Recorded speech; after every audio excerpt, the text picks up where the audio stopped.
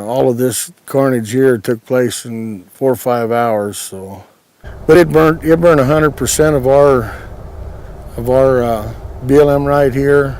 But it burned 100% of all my neighbors' BLM right too. Rancher Ed Wilsey is a survivor. After losing 100% of his grazing and dozens of cattle in the 2015 soda fire that consumed over 260,000 acres on the Idaho-Oregon border, he's rebuilding. We got cattle scattered all over the country. We got steers in A-Rock, headed to Cascade. We got cows in Crane Creek. We got more steers in Crane Creek. Got steers in Hammett all winter. And anyway, it's pretty devastating for us.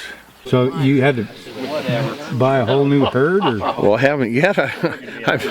I'm going to whenever I get back on the range, but shit, we went through $200,000 in a heartbeat here last year, finding a very expensive pasture for them to go on, still buying expensive hay then.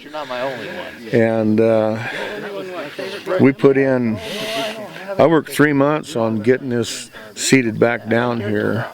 Range rehab, getting new grass to grow on both private and public land, has been underway since the fire burnt out last fall.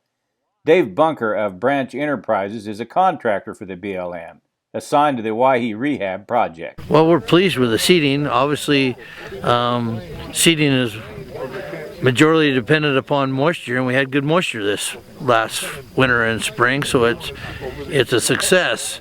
If you look at the drill mark here and then you lay the seed down inside it, this drill mark collects the water. We used crested wheatgrass, Siberian ryegrass, and then there were some smaller versions, a couple of pounds to the acre, some smaller varieties, some squirrel tail, but they had a mixture of about 7 to 8 grasses. Obviously we plant stuff that'll compete against cheatgrass, because we don't want those annual grasses like that. But right now, like I said, because of the spring we had and the winter we had, it looks fantastic. Cheatgrass infestations are common, but not native to the area, and quickly becomes a fire hazard. Cindy Fritz of the BLM says the area is now a big research project on how to control cheatgrass. Nothing eliminates cheatgrass. All it is giving you an opportunity to either release what's there, and if you don't have adequate plants on site, it gives you an opportunity to put in what's missing. So that's what we're looking at. They recommend that you do imazapic and the Pseudomonas fluorescens together.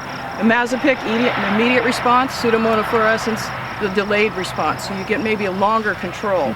So that's what we're looking at. We did not couple it with the imazapic this time because we were just testing out the Pseudomonas fluorescens. It was a national request that we do these tests. Bunker says human intervention is mandatory to make the Owyhee Desert livable.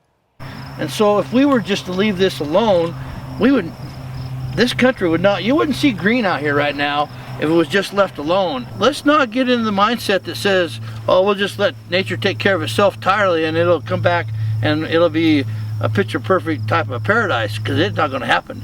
This country is not designed, like AJ and I were talking about, this country is designed to get you hot and sweaty and kill you if you just leave it alone. Cattle grazing may be allowed back on BLM allotments after grass seed ripens in the second year.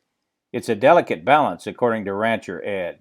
The reason that this country burnt so hot was the last 40 years, 50 years, just keep taking more cattle off the range, no sheep on the range, and all this organic overburden.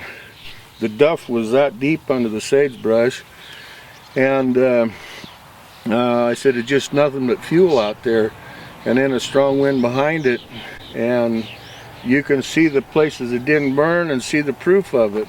The one thing that never changes in the Owyhees, the resilience and determination of the desert cowboys who call the place home.